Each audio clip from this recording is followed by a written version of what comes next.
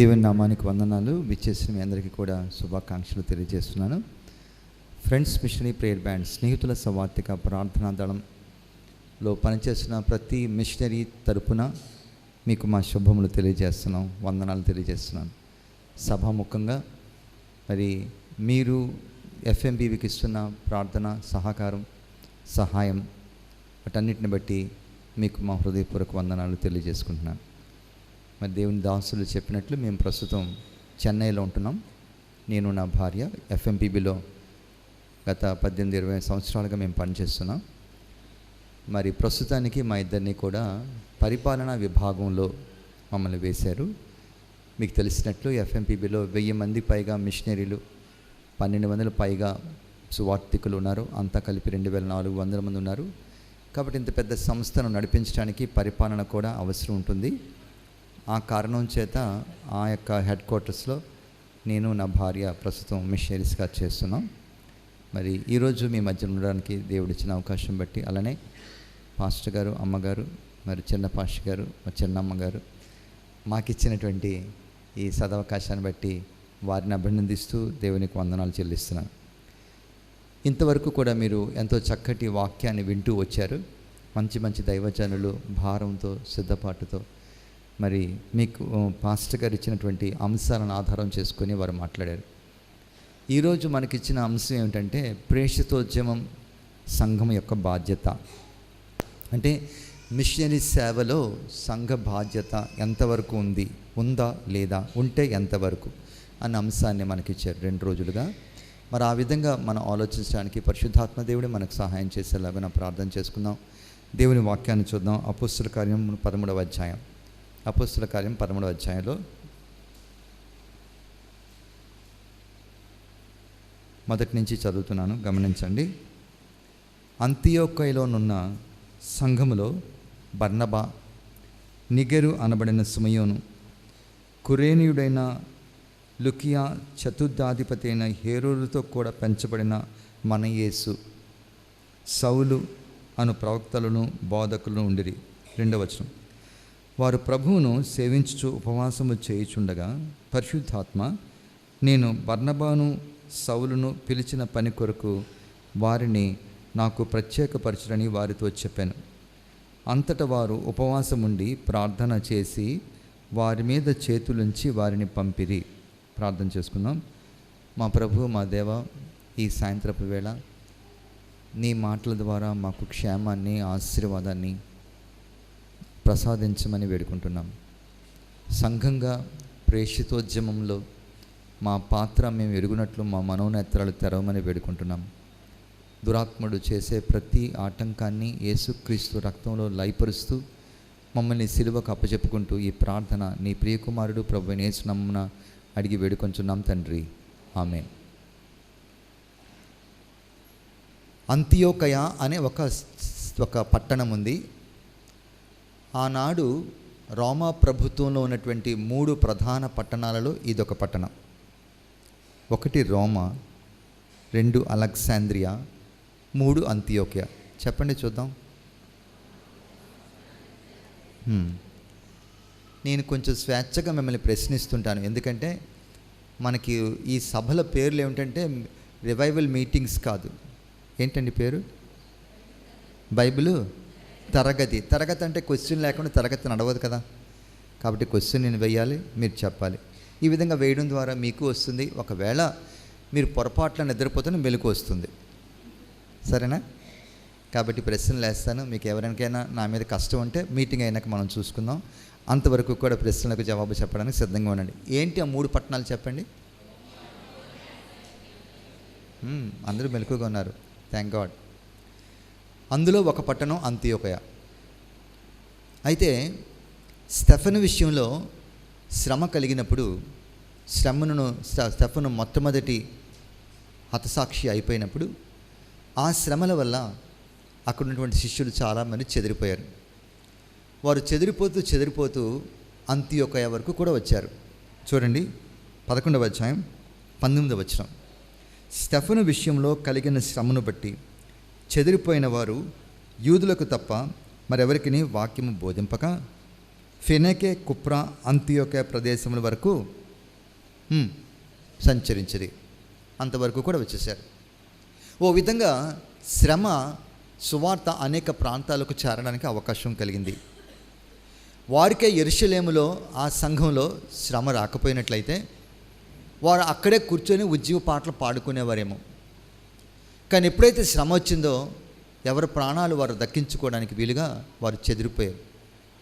మరొక చారిత్రాత్మక విషయం ఏమిటి అంటే, ప్రభు తన రాకడకు ముందుగానే, సువార్తకు ముందుగానే ప్రతిదాన్ని కూడా చరిత్రను అంత మాత్రమే కాదు, భౌగోళికంగా భూమిని కూడా సిద్ధపరిచారు. ఎలా అంటారంటే, అప్పుడు రోమా ప్రభుత్వం పరిపాలిస్తూ ఉండేది యేసు ప్రభు పుట్టిన దినాల్లో. దానికి ముందు అలెగ్జాండర్ పరిపాలిస్తూ ఉండేవాడు. ఈ రోమా ప్రభుత్వం వచ్చిన తర్వాత ఈ గ్రీకు భాష నడుస్తుంది.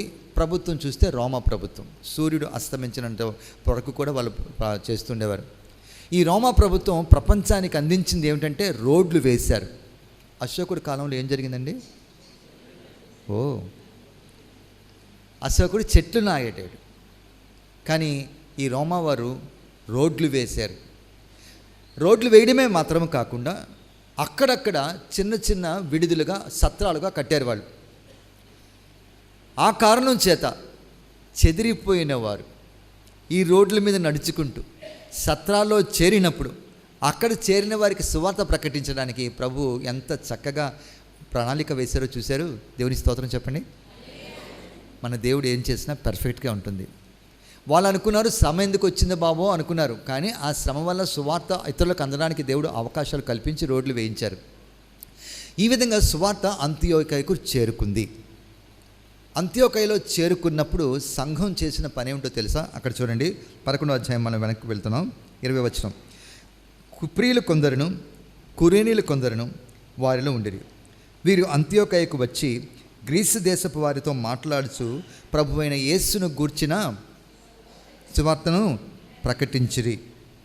ప్రభు హస్తము వారికి తోడై ఉండెను కనుక నమ్మిన వారు అనేకులు ప్రభు తట్టు తిరిగిరి. వారిని గూర్చిన సమాచారము యెరూషలేములో ఉన్న సంఘపు వారు విని ఏం చేశారండి? బర్నబాను అంత్యోకయ వరకు పంపిరి. సంఘము ఎప్పుడైతే ఈ మాట విన్నదో వారు చేసిన పని ఏమిటంటే అక్కడి నుంచి సేవకులను పంపించారు. మనం ఈరోజు మన ఈ బైబిల్ స్టడీలో సంఘము యొక్క బాధ్యత, సంఘం యొక్క రోల్, పాత్ర, ప్రేషితోద్యమంలో ఏమిటి అన్నది మనం అర్థం చేసుకుంటున్నాం.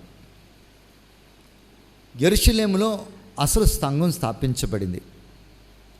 ఆ సంఘపు వారు ఏం చేశారంటే, ఎప్పుడైతే సువార్తను అంగీకరించేవారు ఆయా ప్రాంతాల్లో ఉన్నారని తెలిసిందో అక్కడ చెప్పిన మాట ఏమిటంటే, సంఘపు వారు విని బర్నబాను అంతియోకయ వరకు పంపిరి. కాబట్టి మొట్టమొదటి బాధ్యత సంఘానిది ఏమిటంటే సేవకులను సువార్త లేని ప్రాంతాలకు పంపాలి. ఈ యొక్క యెరూషలేములో సంఘం అలా చేసింది. ఈ విధంగా సేవకులు ఇక్కడికి వచ్చిన తర్వాత వారు దేవుని వాక్యాన్ని ప్రకటించడం ప్రారంభించారు. బర్నబానే ఎందుకు పంపారు అంటే నాకు తెలియదు, కానీ బర్నబా కుప్రా అనే ప్రాంతానికి చెందినవాడు. ఇక్కడ వాక్యంలో రాయబడింది ఏమిటంటే కుప్రీలు కొందరు ఉన్నారని రాయబడింది.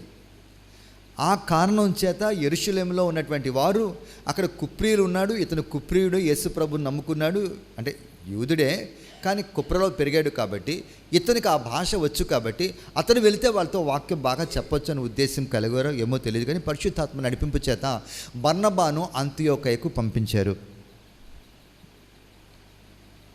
బర్నబా అంతియోకయకు వచ్చాడు. మీకు చెప్పాను కదండి, ఆ రోజు 3 మహాపట్టణాల్లో అంతియోకయ ఒక మహాపట్టణం. అంతియోకయకు వచ్చి వాక్యం చెప్తున్నప్పుడు చాలామంది ప్రభువుని నమ్ముకున్నారని చూస్తారా. 23వ వచనం. అతడు వచ్చి దేవుని కృపను చూచి సంతోషించి ప్రభువును స్థిర హృదయంతో హత్తుకొనవలని అందరినీ హెచ్చరించాను. అతడు పరిశుద్ధాత్మతోనూ విశ్వాసముతో నిండుకున్న సత్పురుషుడు, బహుజనులు ప్రభు పక్షమున చేరిడి. 25. అంతటా అతడు సౌలును వెదకుటకు తార్సునకు వెళ్ళి అతనిని కనుగొని అంతియోకయకు తోడుకొని వచ్చాను. ఎప్పుడైతే వీరందరూ కూడా వాక్యం మీద శ్రద్ధ కలిగి ఉన్నారని గమనించాడో వీరికి వాక్యం బాగా చెప్పగలడు పౌలు అనే ఉద్దేశాన్ని ఎరిగి వెళ్ళి పౌలు ఎక్కడున్నా వెతుక్కొని పౌలుని తీసుకొచ్చి అంతియోకు తీసుకొచ్చాడు. ఎవరు తెచ్చారు? ఎవరు తెచ్చారండి పౌల్ని? బర్నబా తీసుకొచ్చాడు. అమ్మా ఇందిరా, ఇతరులు కూడా చెప్పడానికి. బర్నబా తీసుకొచ్చాడు. ఎందుకు తెచ్చాడంటే వీళ్ళు వాక్యం బాగా వింటున్నారు, పౌలు బాగా చెప్తాడని. ఈరోజు మనం చెప్పాలంటే మరి మన పాష్ గారు కూడా, డాక్టర్ జోషి బెన్ని గారు కూడా అలా చేశారు. ఏంటి, వాక్యం చెప్పగలిగిన వాళ్ళు పిలిచి మనకు వాక్యం అందింప చేశారు. అలాగ బర్నబా పౌలుని తీసుకొచ్చాడు. పౌలుని తీసుకొచ్చి వాళ్ళు సేవ చేశారు.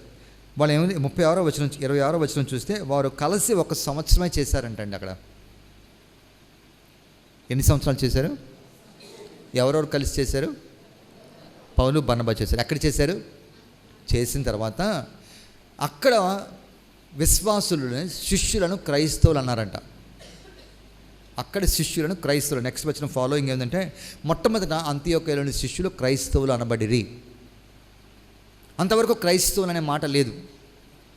అంతవరకు ఏమనేవారంటే సహోదరులని, పరిశుద్ధులని, శిష్యులని, విశ్వాసులని ఆ విధంగా పిలుచుకునేవారు. అక్కడి నుంచి క్రైస్తవులు అని పేరు వచ్చింది. బైబిల్లో 3 సార్లు క్రైస్తవులు అనే మాట రాయబడింది. ఈ క్రైస్తవులు ఈ విధంగా ప్రార్థన చేస్తుండగా 12వ అధ్యాయం విడిచిపెడితే మళ్ళీ 13వ అధ్యాయం కంటిన్యూషన్ ఉంది చూడండి. 13వ అధ్యాయంలో ఏం రాయబడిందంటే, అంతియోకయలో ఉన్న సంఘంలో బర్నబా, నిగెరు అనబడినటువంటి సుమయోను, కురేనీయుడైన లూకియా, చతుర్థాధిపతి అయిన హేరోదుతో కూడా పెంచబడిన మన యేసు, సౌలు అను ప్రవక్తలు, బోధకులు ఉండిరి. ఒక్క సంవత్సరంలో ఎలాంటి చక్కటి బోధకులు, ప్రవక్తలు తయారయ్యారో మీరు క్యాలిక్యులేట్ చేయాలి. ఎవరెవరట? చతుర్థాధిపతి, టెట్రార్క్. అంటే ఆ రోజున ఆ రాజుగారికి 4 పిల్లలు. ఆ రాజు 4 పిల్లలకి 4 భాగాలు అప్పచెప్పారు. కాబట్టి ఒక్కొక్కదాన్ని చతుర్థాధిపతి అని అన్నారు. ఆ చతుర్థాధిపతితో కూడా పెరిగినటువంటి ఒక ధనవంతుడైనటువంటి అతను కూడా ఈ సంఘంలో చేరాడు. అంత మాత్రమే కాదు, అతడు ఒక ప్రవక్తగా ఉన్నాడు, బోధకుడుగా ఉన్నారని. ఈ అంతియోకయ సంఘం ఈ లెవెల్కి ఎలాగొచ్చింది అంటే, యెరూషలేములో సంఘం సేవకులను వీరికి పంపబట్టి. దేవునికి స్తోత్రం, హల్లెలూయా. ఈరోజు కాకినాడ గురించి మాట్లాడాలి అంటే, ఒకానొకప్పుడు చరిత్ర తెలియజేసేది ఏమంటే, బాప్టిస్ట్ మిషనరీసు తమ దేశాలు విడిచిపెట్టి తమ సంఘాల ద్వారా ఈ ప్రాంతాలకు పంపబట్టి, వారు వచ్చి మనకు విత్తనాలు వేసి వాక్యాన్ని ప్రకటించి, స్కూల్స్ పెట్టి, హాస్పిటల్స్ పెట్టి, వయో విద్యల కార్యక్రమాలు, అనేకమైన కార్యక్రమాలు రూపొందించి మనకు ఈ విధంగా సంఘాన్ని ఏర్పాటు చేశారు. చాలా సంతోషం. మనం ఎప్పటికైనా వారికి కృతజ్ఞత కలిగి ఉండాలి. ఈరోజు వారు మనకిచ్చిన సంఘాలు, ఆలయాలు కాపాడుకోవడంలో మనం కొట్టుకుంటున్నాం, అది వేరే సంగతి. కానీ వారు చేసిన సేవకు ఎంత దూరదృష్టి కలిగి, ఒకవేళ మీరు మెక్లాన్ గ్రౌండ్స్కి మాట్లాడండి, సిబిఎం గ్రౌండ్స్కి మాట్లాడండి, మరొక చర్చ మాట్లాడండి, అవన్నీ కూడా మన కొరకు వాళ్ళు ప్రయాసపడి చేశారు. వాళ్ళు చేయడానికి కారణం ఏమిటంటే, వారి వెనకతలు ఉన్న సంఘం వారిని ప్రార్థన చేసి వారిని ఇక్కడ పంపించింది. వారు సంఘాలు కట్టారు. అయితే ఇప్పుడు సమస్య అంతా ఎక్కడికి వచ్చిందంటే, కట్టబడిన సంఘాలు అలా విధంగా పంపటం లేదు. యెరూషలేములో సంఘం బర్నబాను అంతియోకైకి పంపించారు. అంతియోకయ సంఘం ఏం చేసింది? అక్కడ చూడండి, 13వ అధ్యాయం 2వ వచనం. వారు ప్రభువును సేవించుచు ఉపవాసము చేయుచుండగా పరిశుద్ధాత్మ, నేను బర్నబాను, సౌలును పిలిచిన పని కొరకు వారిని నాకు ప్రత్యేకపరచులని వారితో చెప్పాను. అంతటా వారు ఉపవాసం ఉండి చేతుల నుంచి వారిని పంపిరి. 4వ వచనం. కాబట్టి వీరు పరిశుద్ధాత్మ చేత పంపబడిన వారే సెలుకుయ వచ్చి అక్కడ నుండి ఓడ ఎక్కి కుప్రకు వెళ్ళిరి. ఆ తర్వాత అక్కడి నుంచి వాళ్ళు మళ్ళీ 13వ వచనంలో, తర్వాత వారు సౌలును అతనితో కూడా ఉన్న వారిని ఓడ ఎక్కి పాపు నుండి బయలుదేరి పంపులియాకు వచ్చారు. ఇలా చూసుకుంటూ వెళ్తే ఒక ప్రాంతం నుంచి మరొక ప్రాంతానికి, మరో ప్రాంతం నుంచి మరో ప్రాంతానికి వెళ్తూ సువార్త ప్రకటించారు. యెరూషలేము వారు బర్నబాను పంపారు. అంతియోకయ వారు బర్నబాను, సౌలును పంపించారు. ప్రేషితోద్యమంలో సంఘం బాధ్యత మొట్టమొదట చెప్పాలి అంటే సేవకులను పంపాలి. దేవుని వాక్యం మనకు చెప్తుంది ఏంటంటే, రోమీలకు రాసిన పత్రిక తీయండి. రోమీలకు రాసినటువంటి పత్రిక 10వ అధ్యాయం 14వ వచనం.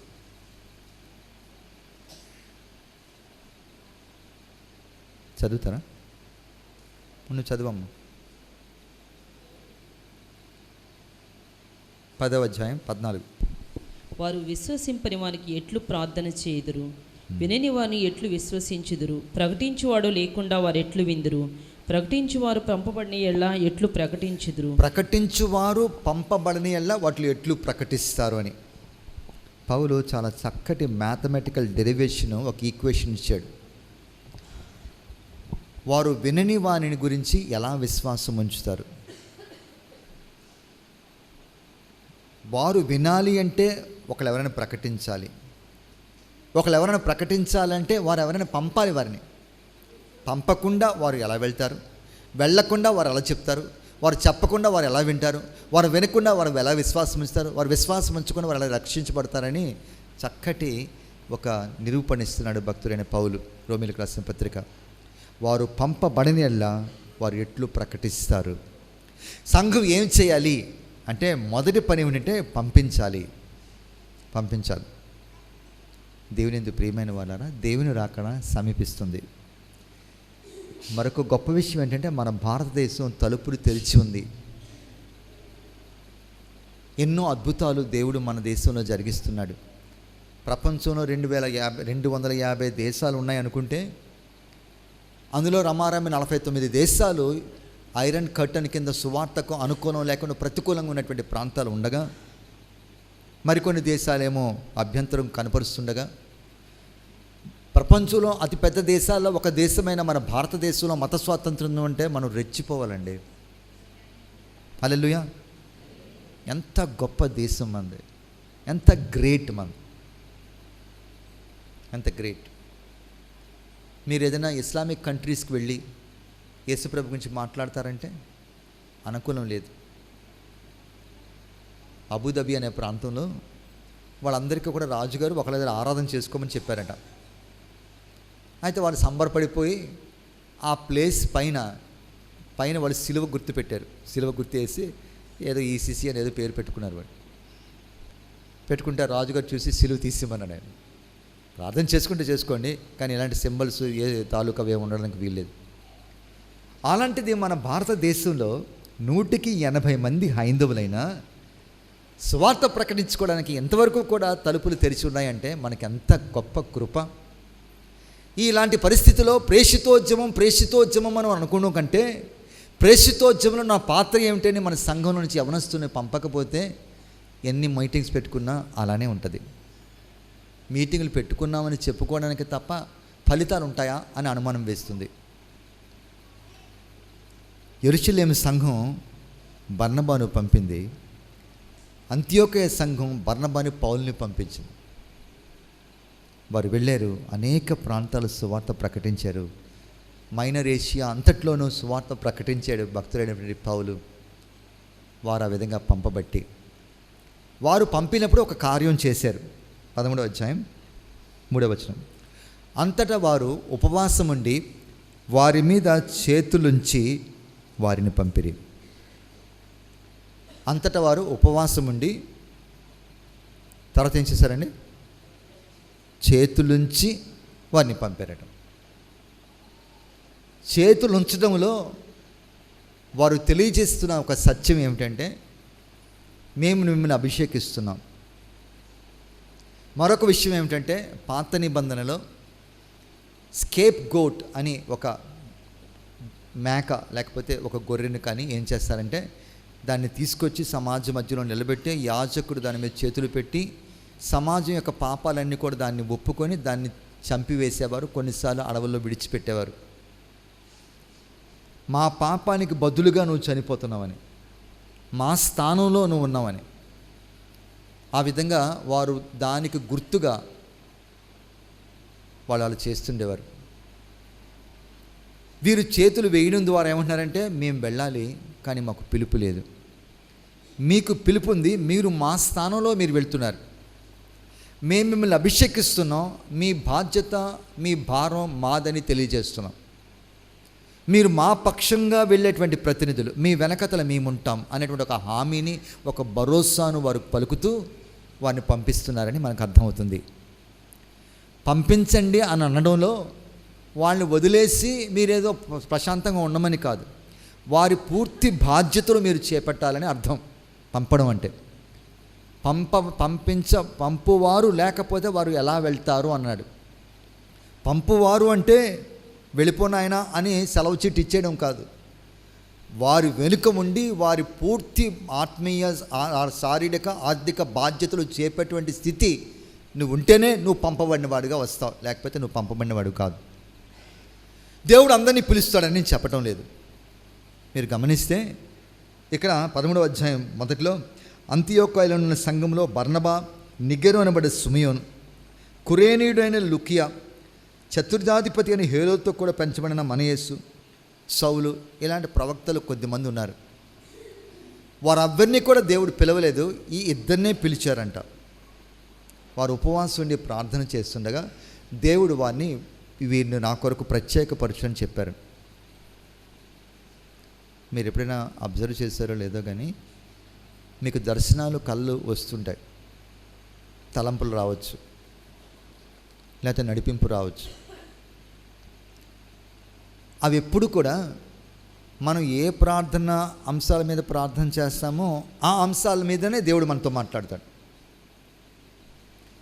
ప్రభువా మా అబ్బాయికి పెళ్ళవ్వాలి ప్రభువా, మంచి అమ్మాయి రావాలంటే నీ కళ ఏమొస్తుంది? రాత్రిపూట ఒక అమ్మాయి ఫుల్ బంగారం వేసుకొని అన్నీ కూడా 2000 రూపాయలు కట్టలు పట్టుకొని ఇలాగ అడుగు పెడుతున్నట్టు నీ కళ వస్తుంది. అంతే కదండి. ఎందుకు? నువ్వు ఆ అంశం మీద ప్రార్థన చేస్తున్నావు కాబట్టి, ఆ తలంపుల్లో ఉన్నావు కాబట్టి, ఆ డైరెక్షన్లో నీకు కళ వస్తుంది. ప్రభు ఇల్లు కట్టాలని ప్రార్థన చేస్తుంటే ఇల్లు మీద ఇల్లు కట్టేసి స్లాబ్ కట్టి దాని మీద ఏమో లుంగి వేసుకొని తిరుగుతున్నట్టు, ఆ పిల్లలు వచ్చినప్పుడు జాగ్రత్త నీళ్ళు పడుతుపోతే అని చెప్తాను, ఏదో అలా కళ వస్తుంది. ఎందుకు? ఇల్లు కట్టాలని ప్రార్థన. వీరు ప్రార్థన దీన్ని బట్టి ఏమై ఉంటుందని నేను అంచనా వేస్తున్నాను. ఇక్కడ రాయబడలేదు కానీ ప్రభువా ఎలాగైనా సరే ప్రజలు యేసు ప్రభుని తెలుసుకోవాలి, మా దేశం రక్షించబడాలి, మా దేశంలో ఒక్కరు కూడా నరకానికి వెళ్ళడానికి వీల్లేదు, నువ్వేం చేస్తావో తెలియదు ప్రభువా, వీరిని విడిపించని ప్రార్థన పట్టుదలగా చేస్తున్నానని నేను అంచనా వేస్తున్నాను. ఆ కారణాన్ని బట్టి దేవుడు వారితో మాట్లాడుతున్నాడంటే నేను పిలిచిన పని కొరకు సౌలును బర్నబాను ప్రత్యేకపరచున్నాడు. దేవుని స్తోత్రం, హల్లెలూయా. వారి ప్రార్థన, వారి తీరు ప్రేషితోద్యమం, వారి మనస్సు, వారి ఆలోచన దాని గురించే. ఆ కారణాన్ని బట్టి దేవుడు వారితో చెప్తున్నాడు, మీరు పంపించండి, నేను చెప్తున్నాను కదా, మీరు పంపించండి, నేను చూసుకుంటాను. వారు ప్రార్థన చేశారు, వారు పంపించారు.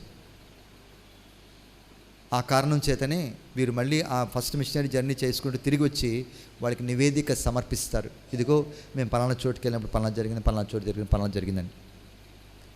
సంఘం యొక్క మొట్టమొదటి బాధ్యత ప్రేషితోద్యమం గురించి చెప్పాలంటే పంపించాలి. ఆ రోజుల్లో మిషనరీలను ఈ దేశం పంపించడానికి ఆ యొక్క మిషనరీ సంస్థలు కూడా, ఆ సంఘాలు కూడా చాలా అవస్థలు పడ్డాయి. విలియం కేరీ గారు వెళ్తానంటే వెళ్ళడానికి ససేమిరా వీల్లేదన్నారు. మిషనరీలు ఇక్కడికి వస్తామంటే వాళ్ళకి ప్రదానం చేయబడిన అమ్మాయిలు నువ్వు చస్తే చవ్వు, నేను మడుకు రాను ఇండియాకి అన్నారు. వాళ్ళు ఇబ్బందులు పడ్డారు. కానీ వాళ్ళు ప్రాణాలు తెగించి భారతదేశానికి సువార్త చెప్పాలని వచ్చారు. ఈరోజు భారతదేశంలో కనీసం ఒక 5-6% ప్రభువుని నమ్ముకుంటున్నారంటే ఆనాడు ఆ మిషనరీలో వారి చేత పంపబడబట్టే. దేవునికి స్తోత్రం, హల్లెలూయా. ఈనాడు దక్షిణ ప్రాంతాలకు సువార్త అందిన తర్వాత మనం ఎంతమంది మిషనరీస్ పంపించాం, మన సంఘం నుంచి ఎంతమంది వెళ్ళారు అంటే ప్రశ్నార్థకంగా మిగిలిపోతుంది. అంతియోకయ సంఘం ఉపవాసం ఉన్నారు, ప్రార్థన చేశారు, ఇద్దరిని ప్రత్యేకపరిచారు, వారి మీద చేతులు ఉంచారు, ప్రార్థన చేసి పంపించారు. నేను అనుకుంటాను వారు పంపిన వాళ్ళలో వారు బెస్ట్ అని. అక్కడున్న వారిలో బెస్ట్ని మిషనరీ సేవ కోసం పంపించారు. ఎవరైతే నిద్రపోతుంటారో, మాటికి కంప్లైంట్స్ చేస్తుంటారో, ఊరికి గొణుగుతూ సణుగుతూ ఉంటారో, దెబ్బలాడుతుంటారో వాళ్ళని కాదు. వాళ్ళు 1 సంవత్సరంలో వాక్యం చెప్తే శిష్యులు క్రైస్తవులు అయ్యేది ఎదిగిపోయిన స్థితికి వచ్చిన వారిలో ఆ బెస్ట్ ఇద్దరిని వారు మిషనరీ సేవ కొరకు పంపగలిగారు. మన బెస్ట్ను మనం పంపించాలా దేవుని సేవ కొరకు. వారు ఆ ప్రాంతాల్లో సువార్త ప్రకటించాలి. పంపించేమో అయిపోయింది కాదు, అప్పుడు నీ అసలైన బాధ్యత ప్రారంభమవుతుంది. వారు ప్రార్థన చేసి పంపించారట. వారు వచ్చి నివేదిక సమర్పించేటప్పుడు వీరు ప్రార్థన కొనసాగిస్తూనే ఉన్నారు. అపోస్తలుల కార్యంలో వెనక్కి వెళ్తున్నాను. అపోస్తలుల కార్యము 4వ అధ్యాయం 23వ వచనం.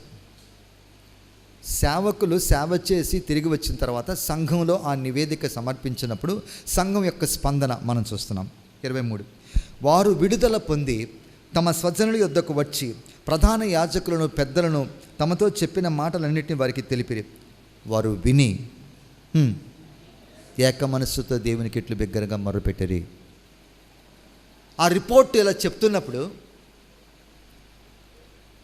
వీరేదో చాలా ఇంట్రెస్టింగ్గా ఉంది ఈ సాక్ష్యం, మిషనరీ సాక్ష్యం, ఎలా జరిగిందంట అలా జరిగిందంట, ఇంకా చెప్పండి అని చెవులు కోసుకొని వినలేదు. ఇలాంటిది ఎప్పుడూ మేము వినలేదే అనలేదు. వారు చేసింది ఏమిటంటే వినగానే వారు మోకాళ్ళకు బుద్ధి చెప్పారట. వారి స్పందన, ప్రతిస్పందన ఎలా ఉందంటే వారు విని దేవునికిట్లు, ఏక మనసుతో దేవునికిట్లు చెప్పండి, దేవునికిట్లు మొరపెట్టాడు ఉందా, బిగ్గరగా మొరపెట్టిరి. Cut చేసేస్తున్నామ్మా Bible. వారు విని ఏక మనస్సుతో దేవునికి ఇట్లు మొరపెట్టిరి అని రాయబడింది. మొదటిది పంపాలి, రెండోది వారి గురించి ప్రార్థన చేయాలి. వారి నివేదిక మన చేతిలోకి వచ్చినప్పుడు, మన కంట పడినప్పుడు, మన చెవిలో వినబడినప్పుడు మన స్పందన పోన్లే అని అనుకోవడం కాదు, ఏదో ఆ కాగితాన్ని నిలిపి పరివేయడం కాదు, కానీ వారి గురించి పట్టుదలగా ప్రార్థన చేయాలి. ప్రార్థన ఎలా చేయాలంటే ఇక్కడ రాయబడింది ఏమిటంటే వారు విన్నారు, ఏక మనస్సుతో ప్రార్థన చేశారు. దేవునికి స్తోత్రం, హల్లెలూయా. ఈ ప్రార్థన మామూలు ప్రార్థన కాదు, ఇది వారందరూ కూడా ఏకమై పట్టుదలగా చేసినటువంటి ప్రార్థన. ఏక మనస్సుతో దేవునికి ఇట్లు బిగ్గరగా మొర్రపెట్టిరి. వారు మమ్మల్ని హింసిస్తున్నారు, మమ్మల్ని ఏ విధంగా చేస్తున్నారని చెప్పి వారు బ్లాక్ బ్యాడ్జీలు తగిలించుకొని, లేకపోతే మన యొక్క మోడీ గారికి ఉత్తరాలు రాయడమో, లేకపోతే మన చంద్రబాబు గారికి ఉత్తరాలు రాయడమో, లేకపోతే ఒక ప్రదర్శన చేయడం ఏం చేయలేదట. వారు చేసినంత ఏమిటంటే వినగానే వారు మోకాళ్ళకు బుద్ధి చెప్పి ఏక మనస్సుతో దేవునికి ఇట్లు బిగ్గరగా మొరపెట్టిరి. ప్రార్థన అనేటువంటి దానికి బైబిల్లో అనేకమైన పదాలు వాడారు. ఓ చోట యాచన అన్నారు, ఒక చోట విజ్ఞాపన అన్నారు, ఒక చోట ప్రార్థన అన్నారు, ఒక చోట పోరాటం అన్నారు, ఒక చోట మొర్రపెట్టడం అన్నారు. ప్రతి దానికి కొంత భావం ఉంది, కొంత బరువు ఉంది. ఇక్కడ వారు దేవునికి ప్రార్థన చేశారని రాయలేదు, మొరపెట్టారని రాశాడు. మొర అని కూడా రాయలేదు, బిగ్గరగా మొరపెట్టారని రాశాడు. బైబిల్లో ప్రార్థన చేసినప్పుడు ఇలాంటి సంఘటన ఇక్కడే మొదటిసారి జరిగింది. అది ఎక్కడంటే 31వ వచనం. వారు ప్రార్థన చేయగానే 4వ అధ్యాయం 31వ వచనంలో చదవండి.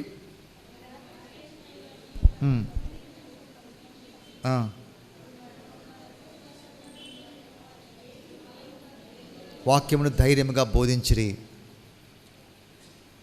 ఈరోజు మనం ప్రార్థన చేస్తున్నా కనీసం ఆగిపోయిన ఫ్యాన్ తిరగట్లేదు, ఆకులు కదలటం లేదు. కానీ వీరు ప్రార్థన చేసేటప్పుడు దేవుని వాక్యం చెప్తుంటే వారు కూడి ఉన్న చోటు కంపించదని.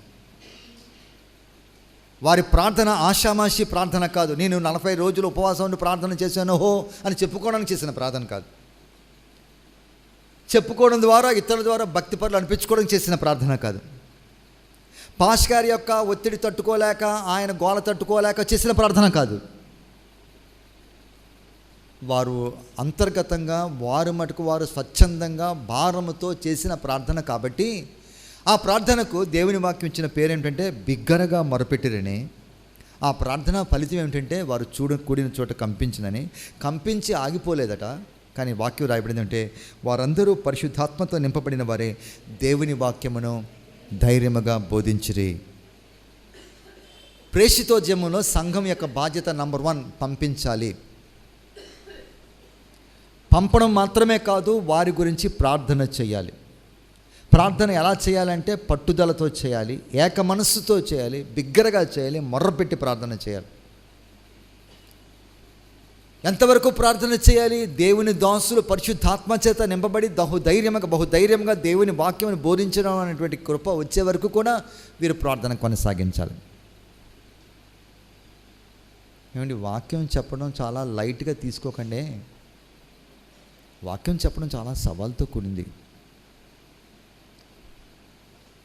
వాక్యం చెప్పినప్పుడు అధికారంతోనూ దేవుని శక్తితో చెప్పడం అనేది చిన్న మాట కాదు. ఎంతో ప్రార్థన వెనకతలు ఉంటే తప్ప, దేవుని ఆత్మ అభిషేకం ఉంటే తప్ప, దేవుని తన అధికారం ఉంటే తప్ప అలాంటి వాక్యం మేము చెప్పలేమమ్మా, చెప్పలేం. మేము గంటల గంటలు మాట్లాడినా ప్రయోజనం ఉండదు, పనికి జరగదు. పని జరిగే ప్రార్థనలు మీరు పని జరిగేటువంటి మేము మాట్లాడాలంటే మీరు ప్రార్థన చేయాలి. ఈ సంఘం మిషనరీలుగా వెళ్ళలేదు, ఎవరో మిషనరీలుగా పంపించారు, వాళ్ళు తిరిగి వచ్చి నివేదిక సమర్పిస్తున్నారు. ఈ సంఘం చేసిన ఏంటంటే ప్రార్థన.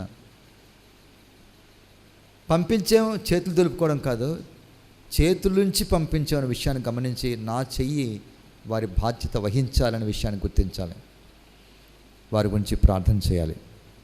ఫ్రెండ్స్ మిషనరీ ప్రేయర్ బ్యాండ్లో మేమేమనుకున్నామంటే వెళ్ళు లేక పంపించు అని. వెళ్ళు లేక పంపించు, అరే పోరా అని చెప్పడం కాదు, పంపించంటే వారి బాధ్యతను స్వీకరించే రీతిలో పంపడం. దేవుడు నేను పిలిస్తే వెళ్ళు, ఒక వెళ్ళలేకపోతే పిలవకపోతే వెళ్ళే వారి గురించి నువ్వు ప్రార్థన చేయాలి, వారి బాధ్యతను వహించాలి, వారి గురించి ప్రార్థన చేయడం అనేది. ఏ విషయాలు ప్రార్థన చేయాలి అన్నది నెక్స్ట్ అంశంలో మనం ఉన్నాం. ప్రార్థన చేయాలి కరెక్టే, ఏ విషయాలు ప్రార్థన చేయాలి? యేసుప్రభు ఏం చెప్పారో తెలుసా? మత్తయి సువార్తలో ఏ విషయం ప్రార్థన చేయాలన్నా చూడండి, 9వ అధ్యాయం 37-38 వచనాలు. మిషనరీల గురించి ప్రార్థన చేసేటప్పుడు మొదటిగా మనం ప్రార్థన చేయవలసిన అంశం, పంపించడం అనేది పార్ట్ ఏ అనుకుందాం, ప్రార్థించడం అనేది బిలో ఉన్నాం మనం. ఆ బిలో ప్రార్థనలో మనం చూస్తున్నటువంటి పాయింట్ 1 ఏమిటంటే, యేసు ప్రభు తన సొంత మాటలతో చెప్పారు, కోత కాబట్టి మీరు ఏం ప్రార్థన చేయమన్నారు? పనివారిని పంపమని కోత యజమాని వేడుకోమని యేసు ప్రభు ప్రార్థన చేయమని చెప్పారు. యేసు ప్రభు మాటలే మనం తీసుకుందాం. యేసు ప్రభు మిషనరీస్ గురించి ప్రార్థన చేసినప్పుడు, మిషనరీస్ గురించి మాట్లాడుతున్నప్పుడు ఆయన ఏమన్నారంటే కోత పనివారిని యజమానుడు పంపేలాగా మీరు కోత పనివారి గురించి ప్రార్థన చేయమన్నారు. ఎందుకు? కోత విస్తారంగా ఉంది. మన భారతదేశంలో ఇప్పుడు 130 కోట్ల మంది ప్రజలు ఉన్నారు, రమారమి. ఈ 130 కోట్లలో చూస్తున్నట్లయితే 1,00,000కు ఒక సేవకుడు ఉన్నాడు. నేను చెప్తుంది కాకినాడ రమణయ్యపేట కాదు, భారతదేశం మొత్తం సగటు తీసుకుంటే 1,00,000 మంది ప్రజలకు ఒక సేవకుడు ఉన్నాడు. 1,00,000 మంది. కోత విస్తారంగా ఉంది, పనివారు కొద్దిమంది ఉన్నారు. కోత యజమాని మనం వేడుకోవాలి, ప్రభువా సేవకుల్ని పంపించు పంపించు పంపించు. అంత్యోకయ సంఘం ప్రార్థన చేసింది, ప్రభువా సేవకుల్ని పంపించండి. అప్పుడు పరిశుద్ధాత్మ దేవుడు వారితో చెప్పాడు, మీలో ఉన్నటువంటి సౌలుని బర్నబాని మీరు పంపించమని. దేవుని స్తోత్రం, హల్లెలూయా. ప్రార్థనా అంశంలో మొదటిగా మీరు చేయవలసింది సేవకులను పంపాలని.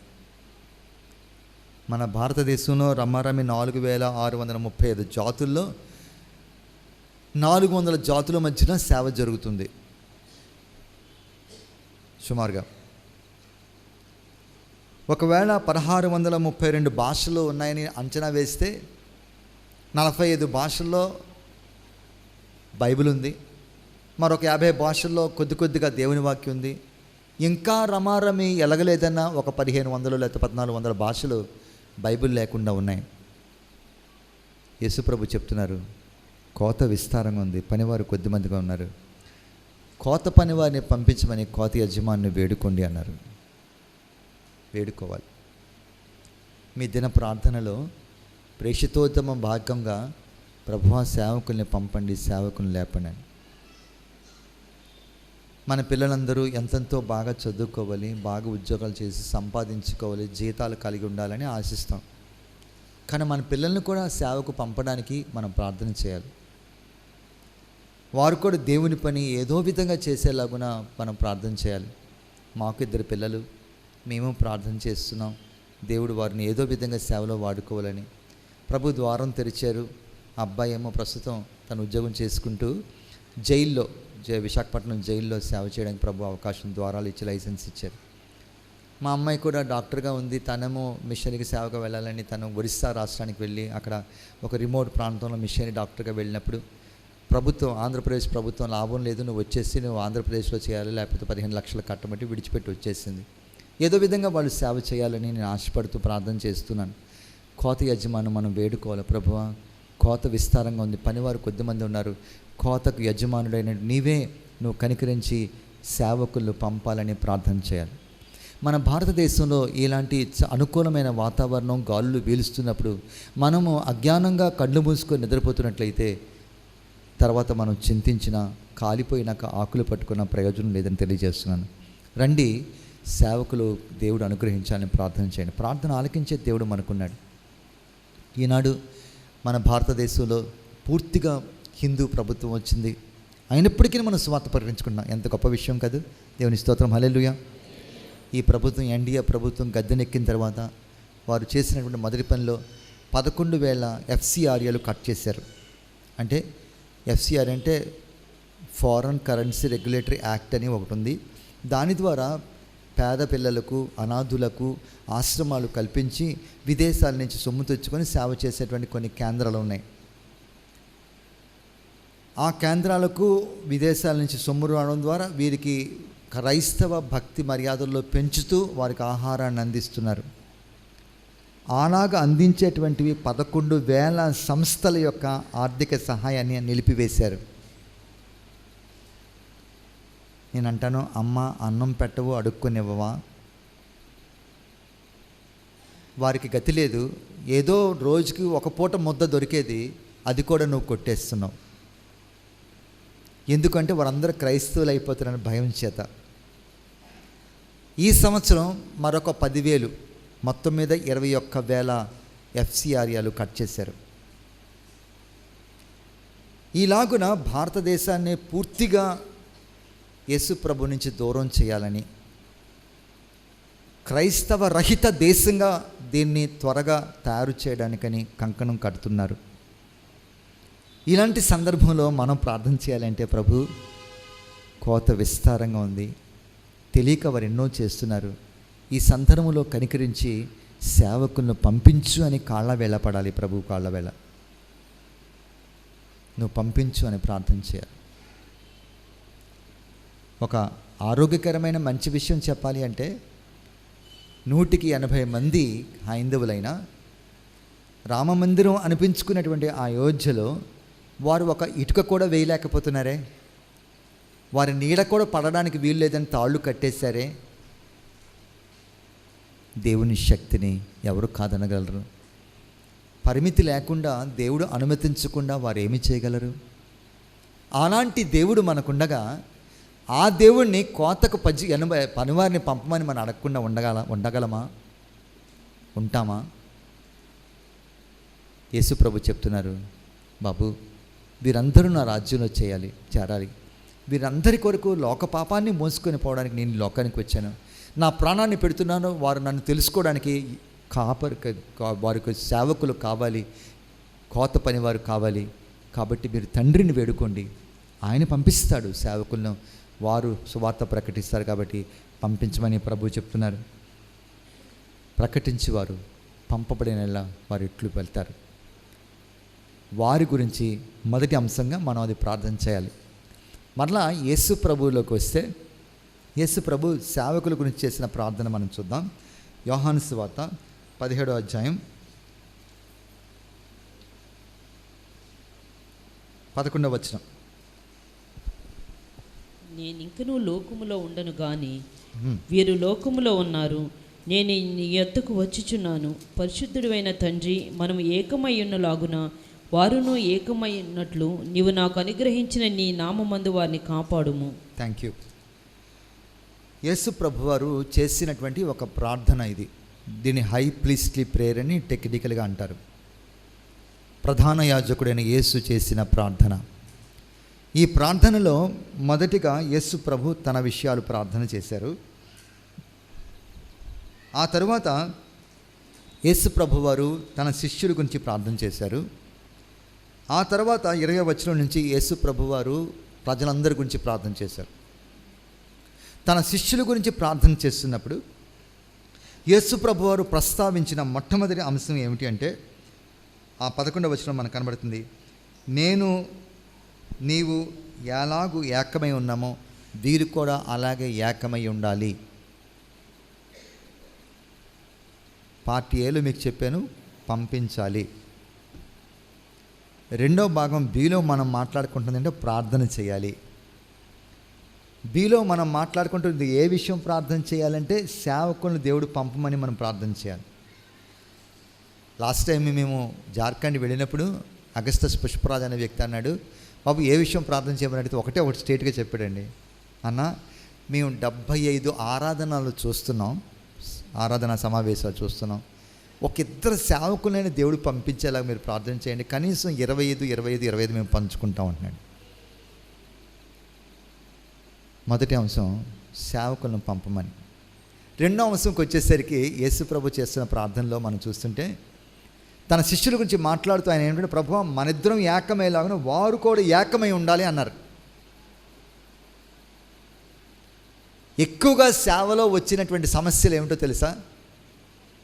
ఇలాంటి భక్తుల మధ్యన వచ్చిన గొడవలే. ఒకిద్దరు కలిశారు అంటే మూడో వ్యక్తి గురించి మాట్లాడుకుంటారు. ఈ సేవకుడు ఎలాగెళ్తానంటే ఆ సేవకుడు అలాగెళ్తానంటాడు. ఇది సమస్య, యేసు ప్రభువుకు తెలుసు.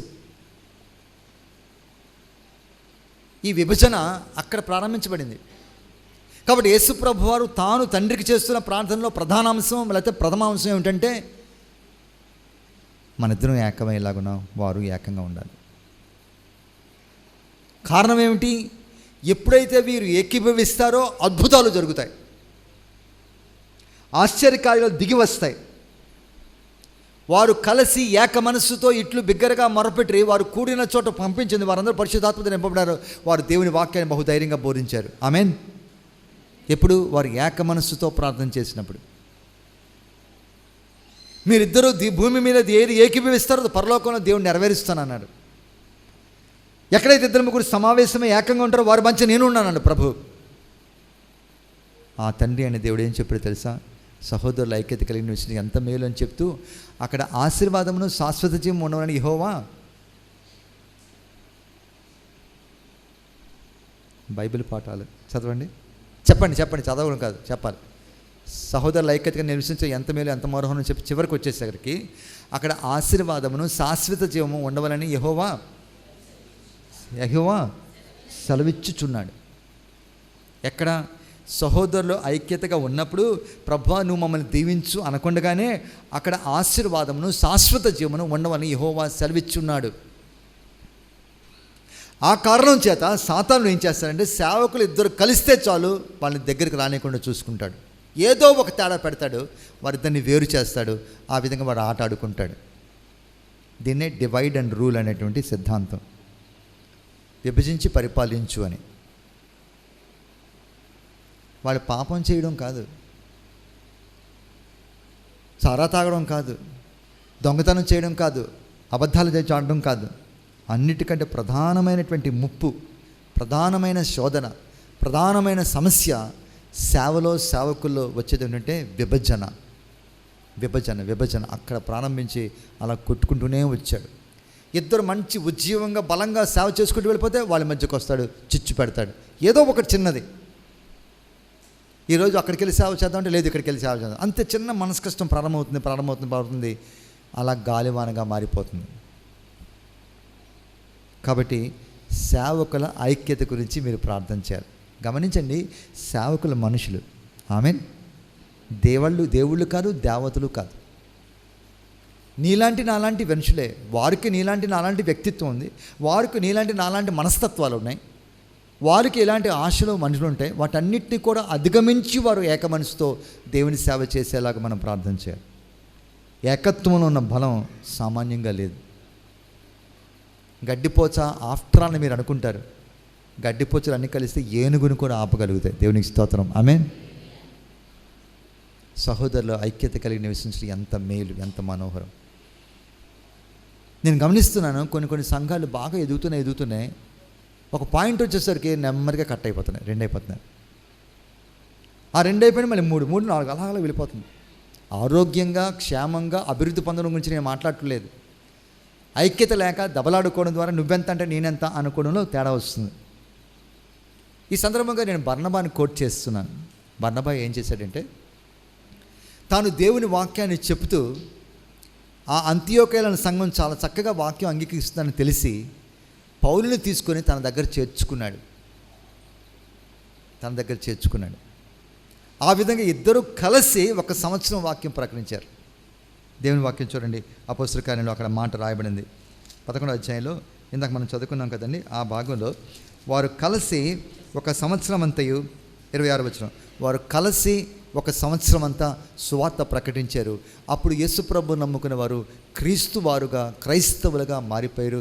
1 ఇయర్లో ఇద్దరు కలిసి చేసినటువంటి అద్భుతాలు. కలిసి ఉంటే కలదు సుఖం. ఆ కలిసి వారు చేయడం ద్వారా సాతానుని వారు జయించగలిగారు, దేవుని రాజ్యాన్ని కట్టగలిగారు. కాబట్టి దేవుని ప్రేమిస్తున్న వాళ్ళరా, మీరు ప్రార్థన చేసేటప్పుడు, కోత యజమాని వేడుకునేటప్పుడు, కోత విస్తారంగా ఉంది ప్రభువా, కోత పనివారిని పంపించమని ప్రార్థన చేయాలి. అంత మాత్రమే కాదు, వారు ఏక మనస్సుతో దేవునికి సేవ చేసేలాగా మనం ప్రార్థన చేయాలి. ఎక్కడైతే బలహీనంగా ఉంటారో సంఘం, అక్కడే లోపల ప్రవేశిస్తాడు సాతానుడు. మీరు చిన్నప్పుడు పులి మేక ఆట ఆడారండి ఎప్పుడైనా? ఏమండి, మామూలు మాటలు చెప్పినా కూడా అంత సీరియస్గా ఉంటారు అలా? పులి మేక ఆడలేదా? మేక ఎక్కడ ఉంటుంది? మనం చుట్టూ చేతులు కట్టుకొని ఉంటాం, మనం లోపల మేక ఉంటుంది. పోనీ తెలియకపోతే చూడండి, వీలైతే ఆడండి. మనందరూ చేతులు పట్టుకొని ఉంటామండి, మధ్యలో మేక ఉంటుందండి, బయట పులి ఉంటుందండి.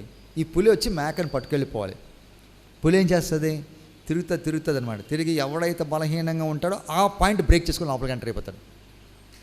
ఎవరి బంధం అయితే బలహీనంగా ఉంటుందో ఆ బంధం గుండా తెంపుకుని లోపల ప్రవేశిస్తాడు, మేక వెళ్ళిపోతాడు.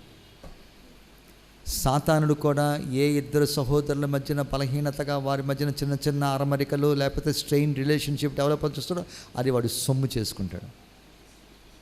సొమ్ము చేసుకొని చివరికి లోపలికి ప్రవేశించి సంఘాన్ని దోచుకుంటాడు.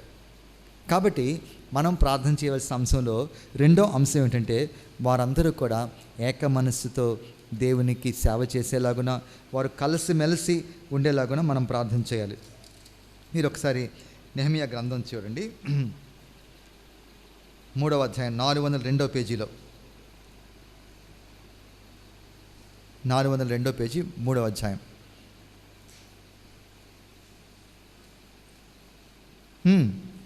చదువుతున్నాను ప్రారంభం నుంచి. ప్రధాన యాజకుడైన ఎలియాషీబును అతని సహోదరులైన యాజకులను లేచి గొర్రెల గుమ్మమును కట్టి ప్రతిష్ఠించి తలుపులు నిలిపిరి.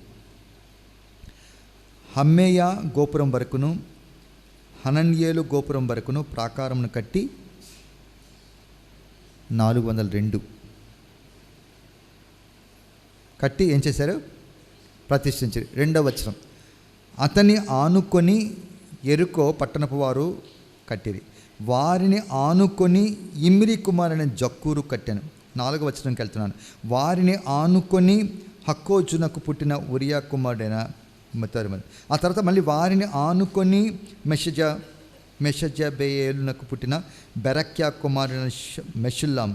వారిని ఆనుకొని అని 5వ వచనం ప్రారంభం, వారిని ఆనుకొని. 7వ వచనం ప్రారంభం, వారిని ఆనుకొని. 8వ వచనం ప్రారంభం, వారిని ఆనుకొని. అలా చూసుకుంటూ వెళ్తే వారిని ఆనుకొని ఆనుకొని ఆనుకొని నేను లెక్క కడితే 28 సార్లు ఉందండి ఈ అధ్యాయంలో. ఎన్నిసార్లు? 28 సార్లు ఆనుకొని అన్నమాట. ఇదేమిటి అంటే వృత్తాంతం, నెహెమ్యా యెరూషలేము యొక్క గోడలు కడుతున్నప్పుడు రకరకాల ప్రజలు ఉన్నారు అక్కడ. యాజకులు ఉన్నారు, బంగారం పని చేసేవారు ఉన్నారు, తాపి పని, మేస్త్రి పని చేసేవాళ్ళు ఉన్నారు, ఆడవారు ఉన్నారు, మగవారు ఉన్నారు, గొప్పవారు ఉన్నారు, పేదవారు ఉన్నారు.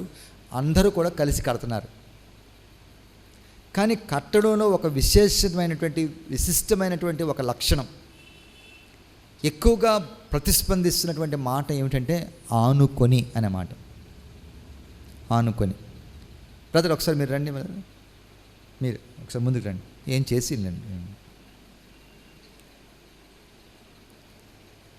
బ్రదర్ ఉన్నారు. నేను ఉన్నానంటే దీన్ని ఏమిటంటే పక్కన ఉన్నానంటారు. ఏమండి? ప్రక్కనని. ఆనుకోవడం అంటే టచ్ కాకుండా ఉంటే అవ్వదు. ఆనుకున్నాడు అంటే ఇద్దరు టచ్ అయినప్పుడే నేను ఆనుకున్నట్టు, అవునా కదా? ఆనుకొని పూర్తిగా కలిసి ఏమాత్రం కూడా చోటు విడిచిపెట్టకుండా వారు గోడ కట్టారట. గోడలో గ్యాప్స్ వచ్చాయి అనుకోండి, శత్రువు ఈజీగా వచ్చాడు. వారు ఆనుకొని ఆనుకొని ఆనుకొని కట్టారు. 52 రోజుల్లో గోడ కట్టి ముగించారు. దేవుని స్తోత్రం, హల్లెలూయా. ఎవరు వచ్చినా ఏం కాదు. యేసు ప్రభు అంటున్నారు, తండ్రి నీవు నేను ఏకమై ఉండేలాగున వీరును ఏకమై ఉండేలాగా నీ కృప చూపించని ప్రార్థన చేస్తున్నారు. కోత పని వారిని పంపమని మనం ప్రార్థన చేయాలి. పనివారు ఏక మనస్సుతో దేవుని సేవ చేసేలా ప్రార్థన చేయాలి. పరిపాలనా విధానంగా వేరే వేరే సంస్థలు కావచ్చు, వేరే వేరే సంఘాలు కావచ్చు, నాకు అభ్యంతరం లేదు. కానీ మనస్సులో దేవుని విషయాల్లో వారు ఐక్యత కలిగి ఉండాలి. ఒకరి మీద ఒకరు చాడీలు చెప్పుకుంటూ ఒకరి మీద ఒకరు బురద జల్లుకునేటువంటి పరిస్థితి మనకు రాకూడదు. వచ్చినప్పుడు నీవు శక్తి పోతుంది, అతని శక్తి పోతుంది, దేవుని రాజ్యం కూలపడుతుంది, సాతాను రాజ్యం నిలబడుతుంది. అందుకని యేసు ప్రభు వారు మనలాగా ఏకమై ఉండాలని ప్రార్థన చేస్తున్నారు. మూడో అంశం మీరు ప్రార్థన చేయవలసింది ఏంటంటే ప్రేషితోద్యమం, సంఘం యొక్క బాధ్యత మనం చూస్తున్నాం.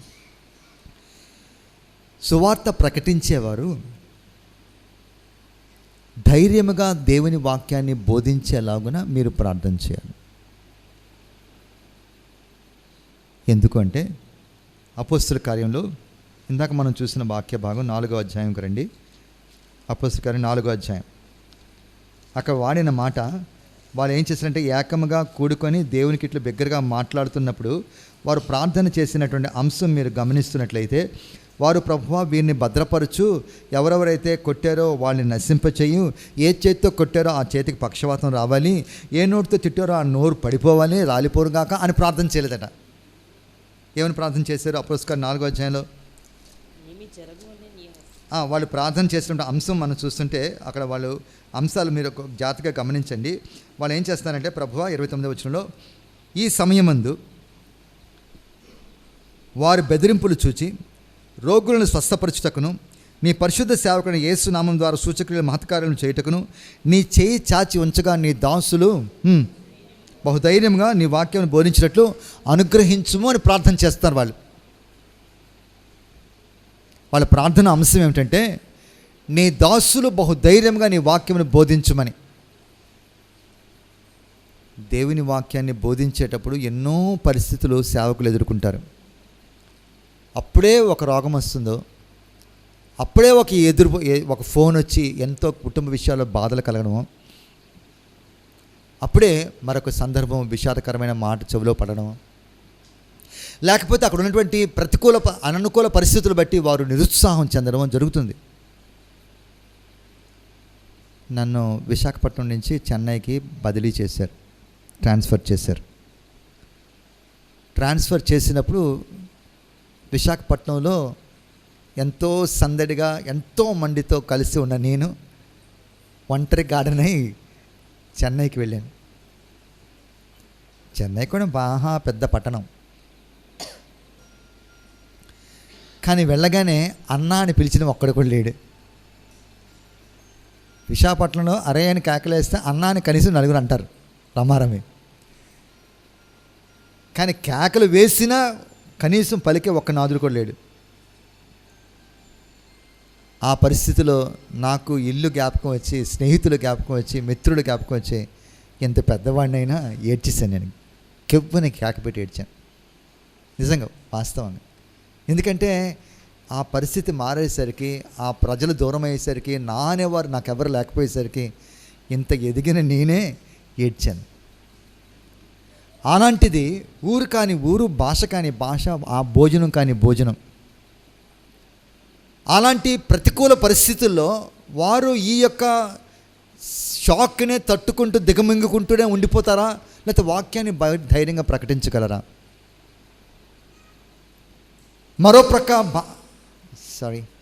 మరోపక్క భాష రాదు, మరోపక్క క్రొత్త మొక్కలు.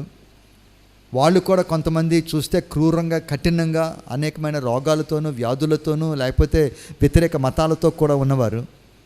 వారి మధ్య వాక్యం చెప్పాలంటే కత్తి మీద సాము లాంటిది. వారు ధైర్యంగా వాక్యం చెప్పాలంటే సంఘం ప్రార్థన చేయాలరా. సంఘం ప్రార్థన చేయాలి. సంఘం ప్రార్థన చేసింది, వారు పరిశుద్ధాత్మతో నింపబడ్డారు. నెక్స్ట్ వచనంలో బహు ధైర్యంగా దేవుని వాక్యం బోధించారని ఉంది. చూస్తారా 5వ అధ్యాయం ఎలా ఉందంటే 17వ వచనం. ప్రధాన యాజకుడును అతనితో కూడా ఉన్నవారు అందరూ అనగా సద్దూకేల తెగవారు లేచి మత్సరంతో నిండుకొని అపోస్తులను బలత్కారముగా పట్టుకొని పట్టణపు చెరసాల్లో ఉంచిరి.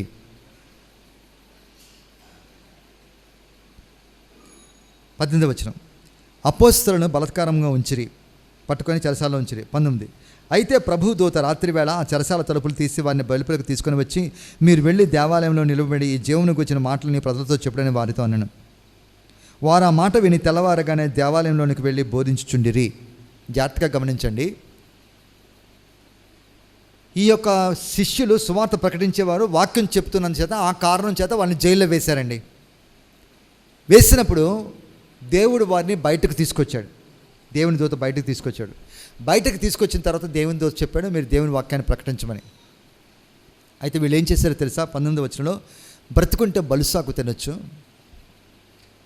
ఏ కారణం చేత మమ్మల్ని జైల్లో వేశారో ఆ పని మేము చేస్తే మాకు డబుల్ శిక్ష పడుతుంది, కాబట్టి మేము మోకరించి ఎక్కడో మూల ప్రార్థన చేసుకుంటామని అనుకోలేదే.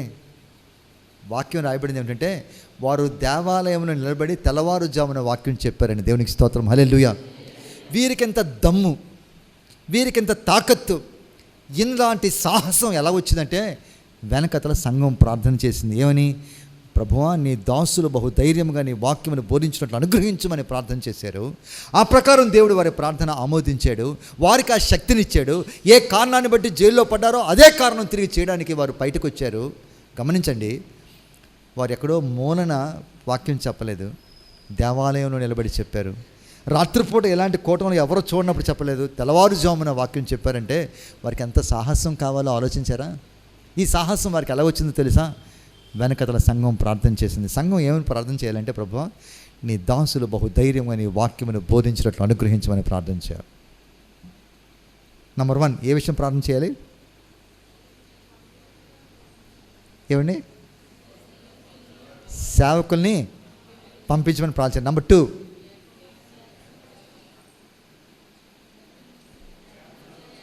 కలిసి ఉండాలని ప్రార్థన చేయాలి. నంబర్ 3,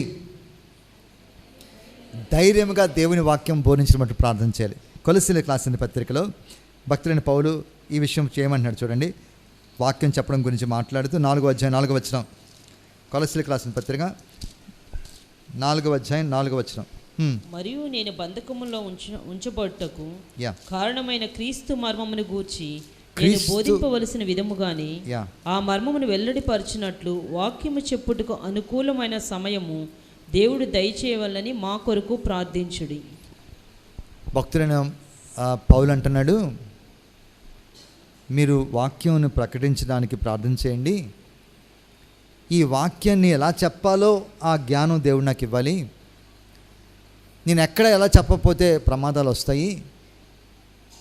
ఏ వాక్యం కొరకైతే నేను బంధించబడ్డానో ఆ వాక్యం నేను చెప్పడానికి అనుకూలమైన సమయం, సరైన మాటలు దేవుడు నాకు ఇచ్చేలా ప్రార్థన చేయమంటున్నాడు. వాక్యం ప్రకటించడానికి శక్తి కావాలి, ధైర్యం కావాలి, విశ్వాసం కావాలి. ఏ వాక్యం ఎక్కడ చెప్పాలో కూడా దేవుడు నడిపించాలి, ఎలా చెప్పాలో కూడా దేవుడు నడిపించాలి. ఆ చెప్పడానికి కూడా దేవుడు అనుకూలత ప్రసాదించాలి, లేకపోతే జరగదు. ధైర్యం ఉండాలి, అనుకూలత ఉండాలి, చెప్పే విధానంలో చెప్పాలి. ఒక్కొక్క ప్రాంతం ప్రజలు ఒక్కొక్కలాగా ఉంటారు. వారికి మనకు తెలిసిన వాక్యం చెప్పడం కాదు, వారికి అర్థమయ్యేటట్టుగా చెప్పాలి. వారికి కావలసిన వాక్యం మనం చెప్పాలి. అలాగే నేను చెప్పేలాగున మీరు నా కొరకు ప్రార్థన చేయమన్నాడు భక్తుడైన పౌలు. ఒక ఇంజనీర్ అబ్బాయి జమ్మూ కాశ్మీర్లో సువార్త చూడడానికని ఫీల్డ్ విజిట్కి వెళ్ళాడు, FMPBలో. అతని పేరు డేవిడ్ ధన్బాల్ సింగ్. ఆ అబ్బాయి అక్కడికి వెళ్ళిన తర్వాత సేవ విషయాలు చూసి నన్ను దేవుడు ఇక్కడ ఉండిపోమంటాడని చెప్పేసి ఉండిపోయాడు. అమ్మగారు ఉత్తరం రాశాడు, నన్ను దేవుని సేవకు పిలిచి నేను ఉండిపోతున్నాను. సరే, అతడు ఆ ప్రాంతంలో అప్పుడు LTT తీవ్రంగా ఉన్నటువంటి దినాలవి. ఈ బార్డర్లో అంటే మన యొక్క పాకిస్తాన్కి మనకున్నటువంటి బార్డర్ ప్రాంతాల్లో ఎక్కువగా మనకి బార్డర్ సెక్యూరిటీ ఫోర్స్ బిఎస్ఎఫ్ వాళ్ళు లేకపోతే ఈ ప్రత్యేకమైన పోలీస్ వాళ్ళు అక్కడ ఉంటుంటారు. వారు మాటికి గన్నులు పట్టుకొని ప్రతి ఒక్కరిని కూడా తనిఖీ చేస్తుంటారు. ఓ రోజు మన మిషనరీ అయినటువంటి డేవిడ్ ధన్బాల్ సింగ్ బస్సులో వెళ్తున్నప్పుడు బస్సు ఆపి ప్రతి ఒక్కరిని కూడా చెక్ చేస్తున్నారు. ప్రతి ఒక్కరికి ఐడి కార్డు ఉండాలి. వాళ్ళు ఐడి కార్డు చూసుకొని ఓకే ఇతని దగ్గరికి వచ్చి నీ ఐడి కార్డు ఏదంటే తను చూపించాడు. ఏంటంటే దాని David Dhanbal Singh FM friends missionary prayer band Chennai అని చూడగానే వాళ్ళు ఎల్టీటీ అన్నారు. ఎందుకంటే జమ్మూ కాశ్మీర్లో ఉన్న వాళ్ళకి తమిళనాడు అంటే ఎల్టీటీ తప్ప ఇంకోటి తెలియదు.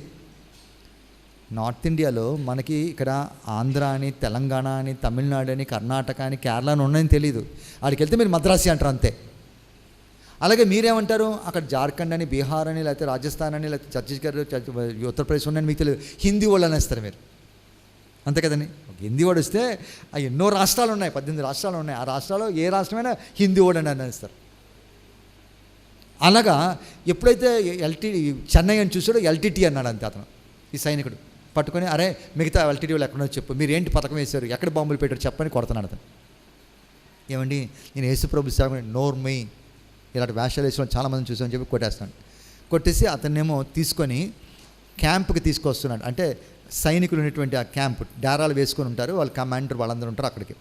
అదే సందర్భంలో వాళ్ళ డేరా ఉన్నటువంటి ఆఫీసర్ గారు, కమాండర్ గారు జీప్లోనే ఆయన ఇది రౌండ్స్కి వెళ్తున్నారు. ఎప్పుడైతే ఇతన్ని కొట్టుకుంటూ తీసుకొస్తున్నాడో ఆసక్తికరంగా ఉండబట్టి క్యా హాల్ అంటే ఏం జరిగింది అంటే ఎల్టీటీ వాడు మెలానండి, ఎల్టీటీ వాడు దొరికాను. ఎల్టీటీ వాడిని కమ్ముకొని జీప్ ఆపి ఆయన దిగేసి టెంట్లో తన యొక్క క్యాంప్ ఆఫీస్ టెంట్లో కూర్చొని ఆయన పంపించమంటే ఆ సైనికుడు వెనకత నుండి మన డేవిడ్ ధన్బాల్ సింగ్ లోపలికి పంపాడు. చాలా చల్లగా ఉంది ఆ ప్రాంతంలో. ఇతను లోపలికి రాగానే ఎవడరా నువ్వు అన్నాడు. నేను యేసుప్రభు సేవకున్నాను అనగానే అతను కుర్చీ వెనక్కి చేరబడిపోయి కూర్చో అన్నాడు. ఆ సైనికుడికేమో మండిపోతుంది, ఏంటి నేను ఎంత కష్టపడి ఎల్టీటీ వాడిని తీసుకొచ్చి అతను కూర్చోమంటున్నాడని. ఈ మంటల్లో అతను కొంచెం ఆజ్యం పోసినట్టు ఛాయ్ తీసుకురాను అతన్ని. ఎవరిని? సైనికుడిని. అతడు యజమాని చెప్పాడు కాబట్టి పళ్ళు కొరుక్కున్నాడు, 4 కొరుక్కున్నాడు నాకు తెలియదు, కానీ వేడి తీసుకొస్తున్నాడు. ఇతను అన్నాడు, నేను యేసుప్రభు బడిలో చదివాను, నాకు యేసుప్రభు అంటే చాలా ఇష్టం, కానీ ఉద్యోగరీత్యా నేను ఆ దేవాలయానికి వెళ్ళే అవకాశం నాకు లేదు. నేను ఈ కొండల్లోనే ఈ సైన్యాన్ని చూసుకొని ఉండాలి. నువ్వు యేసుప్రభు సేవకున్నాడు కదా, యేసుప్రభుని చెప్పమన్నాడు. దేవుని స్తోత్రం, హల్లెలూయా. పౌలు అంటున్నాడు, వాక్యాన్ని చెప్పడానికి అనుకూలమైన సమయం దేవుడు నాకు ఇచ్చేలా ప్రార్థన చేయమన్నాడు. దేవుడు ఎలాగిస్తాడో మనకు తెలియదు. ఆ రోజు బస్సు ఆపడం ఏమిటి, అందులో ఎల్టీటీ వాడిని పట్టుకోవడం ఏమిటి, అతన్ని తీసుకురావడం ఏమిటి, అతడు ఒకవేళ కొంచెం ఆలస్యం చేస్తే ఇతను జీప్ మీద వెళ్ళిపోతే ఇతను చిత్రహింస పెట్టి ఎంత హింస పెట్టాడో తెలియదు కదా. కానీ దేవుడు అనుకూలమైన సమయం సెట్ చేశాడు. ఆ జనరల్గా ఆ కమాండర్ గారు అంటారు, బాబు ఏమనుకోవద్దు, నాకు రౌండ్స్ టైం అవుతుంది, వెళ్తాను. ఈరోజు ఆఫ్ డ్యూటీలో ఉన్న వాళ్ళందరూ టెంట్లో ఉన్నారు, వాళ్ళందరినీ చెట్టు కిందకి రమ్మని చెప్తే నువ్వు వాళ్ళకి సువార్త చెప్పమని. హల్లెలూయా చెప్పండి రా. వాక్యం ధైర్యంగా చెప్పాలి, చెప్పడానికి అనుకూలత దొరకాలి, దేవుడు ఇవ్వాలి. ఓనాడు నేను ట్రైన్లో ట్రావెల్ చేస్తున్నాగా జనరల్ కంపార్ట్మెంట్లో స్థలం లేక ఆ సామాన్లు పెట్టుకుని చెట్టు కూర్చున్నాను. సామాన్లు పెట్టుకొని కూర్చుండేసరికి కొంచెం ఇంకొక అబ్బాయి అవస్థపడుతుంటే నేను కొంచెం జరిగి ఆ సామాన్లు కొంచెం జరిపి ఒకదాని మీద పెట్టి కొద్ది చోటు చేసి ఈ కుర్రోని పైకి రమ్మన్నాను. ఆ కుర్రోడు పైకి వచ్చాడు, ఆ నా పక్కన కూర్చున్నాడు. మాట్లాడుకున్నాం. యేసుప్రభు గురించి చెప్పాను. అయ్యా యేసుప్రభుని నమ్ముకున్నాడు, మంచి విశ్వాస అయ్యాడు, ఉద్యోగం చేసుకున్నాడు, పేరు రవి. అబ్బాయి పేరు రవి. నేను పైన కూర్చోవడం ఏమిటి, ఆ కుర్రోడు చోటు ఇవ్వడం ఏమిటి, ఆ కుర్రోడు ప్రభుని నమ్ముకోవడం ఏమిటి. నేను గుంటూరుకు ఒకసారి మీటింగ్స్కి వెళ్ళినప్పుడు ఆ రవి అనే అబ్బాయి అక్కడికి వచ్చి, అన్న మీరు ఇక్కడ ఉన్నారా అని చెప్పేసి అక్కడికి వచ్చి కారం తీసుకొచ్చి ఇచ్చాడు, పచ్చి కారం, దంచిన కారం. అప్పటి నుంచి ముద్దుగా ఆ అబ్బాయిని కారం రవి అంటాను నేను. పెళ్లి చేసుకున్నాడు. వాక్యమును చెప్పడానికి అనుకూలమైన సమయం దేవుడు సేవకులకు ఇవ్వాలి. వాక్యం చెప్పడానికి వీల్లేదని తాళాలు వేసేస్తున్నారు. గత సంవత్సరం 2 సంవత్సరాల క్రితం విల్సన్ అని తన భార్య రిష్మిత అనేటువంటి వారు క్రిస్మస్ సందర్భంలో క్రిస్మస్ జరుపుకోవడానికి సంబరాలు ఏర్పాటు చేసుకుంటే ప్రభుత్వం వాళ్ళకి అనుమతి ఇవ్వలేదు. అనుమతి ఇవ్వకపోతే సరేలేండి ఎలాగా మనం పండగ చేసుకునేది అవకాశం లేదు, ఏదో ప్రాక్టీసులు చేశారు, పిల్లలు పాటలే పాడుతున్నారు, అవి ఏవి చేయడానికి వీల్లేదు. కాబట్టి ఎలాగా మీరు ఇంత దూరం నుంచి వచ్చారు కదా, మేము వాక్యం చెప్పడానికి పిలిచాం, మా ఇంటికి రండి, భోజనం చేసి వెళ్ళిపోండి, ప్రార్థన చేయండి అని.